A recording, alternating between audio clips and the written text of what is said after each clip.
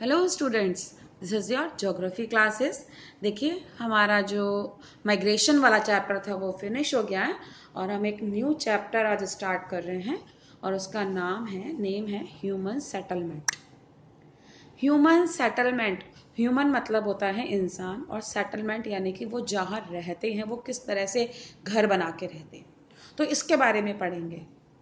तो देखिए, human settlement mean cluster of dwellings of any type और size where human being live. Human settlement का क्या मतलब होता है?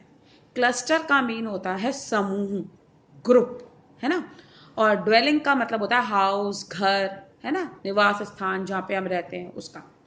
तो यानी कि ह्यूमन सेटलमेंट का मतलब हो गया कि जहाँ पर लोग रहते हैं ना, वो घर, उसका समूह, कि वो किस तरह से बना हुआ है ना। वो अलग अलग साइज के हो सकते हैं, अलग अलग शेप के हो सकते हैं, ठीक। तो अलग अलग टाइप, बहुत तरह के हो सकते हैं, तो उन्हें ही हम बोलते हैं ह्यूमन सेटलमेंट। अब देखिए, settlement very in size, settlement अलग अलग साइज के होते हैं, अलग अलग टाइप के होते हैं। They range from a hamlet to metropolitan cities. अब आप कहेंगे हैमलेट और मेट्रोपॉलिटन सिटीज, ये अपन जब पढ़ेंगे ना सेटलमेंट, उसमें और क्लियर कर देंगे। The sparsely located small settlements are called villages. अब देखिए, जो स्मॉल सेटलमेंट्स होते हैं, जो स्पर्शली लोकेटेड होते हैं, दूर दूर होते हैं, है ना, तो वो आपको कहाँ मिलेंगे? वो उनको बोलेंगे हम विलेजेस। आप देखिए, शहरों के अंदर जो घर होते हैं बिल्कुल पास पास होते हैं, बल्कि फ्लैट तो देखो एक के ऊपर एक ही होते हैं। और अगर आप वैसे ही अगर आप विलेजेस में चले जाइए तो वहाँ पे आपको जो घर मिलेंगे वो दूर दूर मिलेंगे, है ना।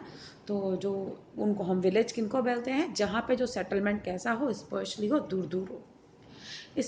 स्पेशलाइजिंग इन एग्रीकल्चर और अदर प्राइमरी एक्टिविटीज़। और जो लोग हैं जो उस विलेज में रहते हैं वो क्या करते हैं? या तो एग्रीकल्चर करते हैं या कोई भी प्राइमरी एक्टिविटीज़ करते हैं।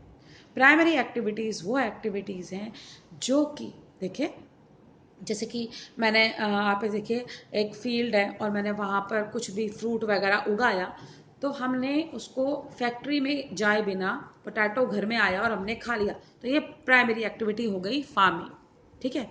फिश है, आपने फिशिंग, आपने पानी से निकाली फिश और उसको बस मार्केट में सेल कर दिया और खा लिया, है ना।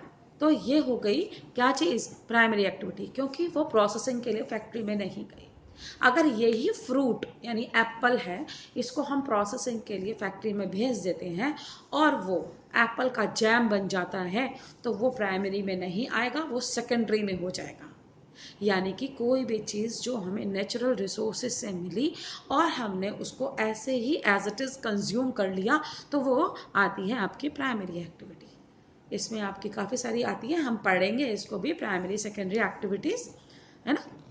On the other hand, there was fewer but larger settlements which are termed as urban settlement, specializing in secondary and tertiary activities. और दूसरी तरफ अगर आप देखें तो आपको अर्बन एरियाज़ के अंदर बड़े बड़े सेटलमेंट्स देखने को मिलेंगे और वहाँ पर जो लोग होंगे वो सेकेंडरी और टर्शरी एक्टिविटीज़ के अंदर लगे हुए होंगे सब, है ना। प्राइमरी एक्टिविटीज़ के अंदर वहाँ नहीं लगेंगे अर्बन एरियाज़ के अंदर। तो अब हम जो पढ़ रहे हैं difference between rural settlement and urban settlement. यहाँ पर देखिए, मैंने बेसिस यानी किस आधार पे हम इनको डिफरेंस कर रहे हैं। ये रूरल सेटलमेंट है और ये अर्बन सेटलमेंट है। तो सबसे पहले देख रहे हैं हम ऑक्यूपेशन, है ना। तो जो रूरल सेटलमेंट के अंदर mostly people are engaged in primary occupations like agriculture। Rural settlement में मोस्टली पीपल किस में एंगेज होते हैं? प्राइमरी ऑक्यूपेशंस में एंगेज होते हैं, मतलब वही काम करते हैं, फार्मिंग कर लिया, है ना, और अपने गाय जो अपने डेयरी का काम हो गया ये कर लिया, फिशिंग हो गया ये कर लिया, इसी में लगे रहते हैं, बाकी और कोई एक्टिविटी कोई लोग नहीं करते। इन अर्बन सेटलमेंट में mostly people are against in secondary occupations. Secondary भी हो सकता है, टर्शरी भी हो सकता है, इसके अंदर एंगेज होते हैं। किसके अंदर? अर्बन सेटलमेंट के, अर्बन एरिया के अंदर, ठीक है। नेक्स्ट आता है हमारा पॉपुलेशन डेंसिटी।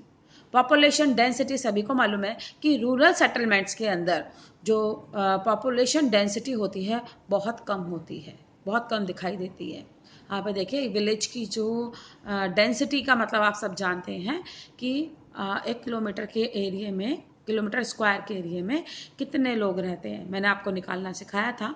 अगर नहीं तो फिर आपको जब डेंसिटी के चैप्टर आएगा तो आपको डेंसिटी निकालना भी सिखाएंगे।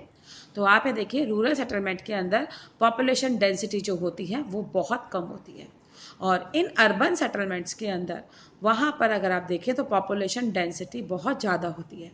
एक एग्जाम्पल के तौर पे ले लीजिए, चलिए डेंसिटी को हम इससे समझ सकते हैं कि जो विलेजेस के अंदर जो घर होते हैं वो कितने बड़े साइज़ के होते हैं और उसमें कितने से लोग रहते हैं, है ना, मुश्किल से 10 लोग।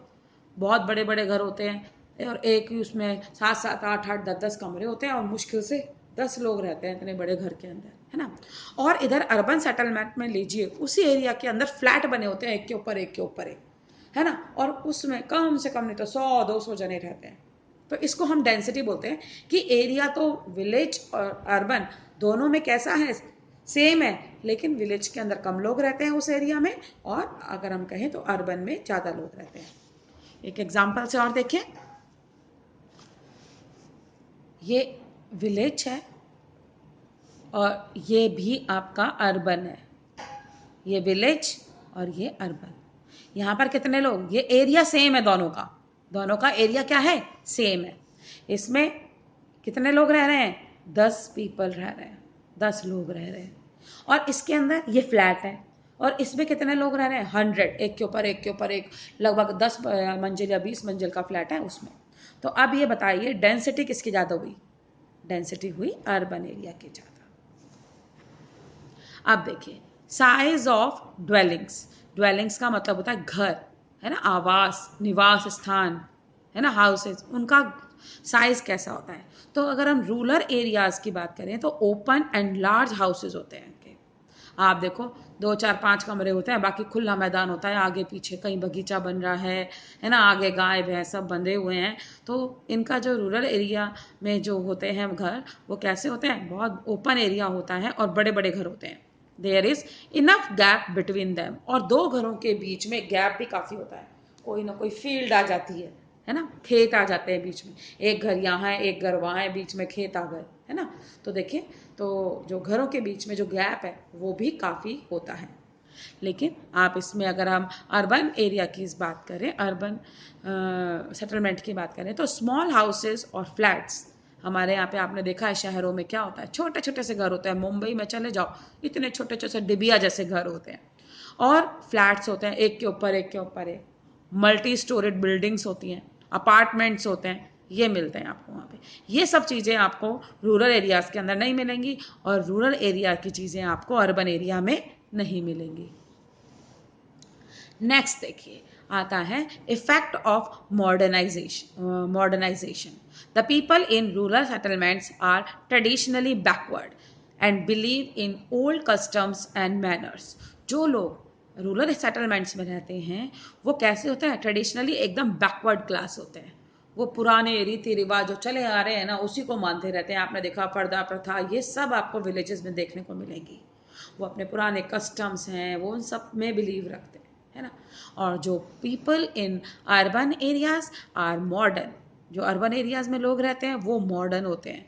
दे have less faith in old customs and manners, वो पुराने ढोंग रीति रिवाज इनको नहीं मानते, है ना। तो ये भी इन दोनों में एक थोड़ा सा डिफरेंस है। और देखिए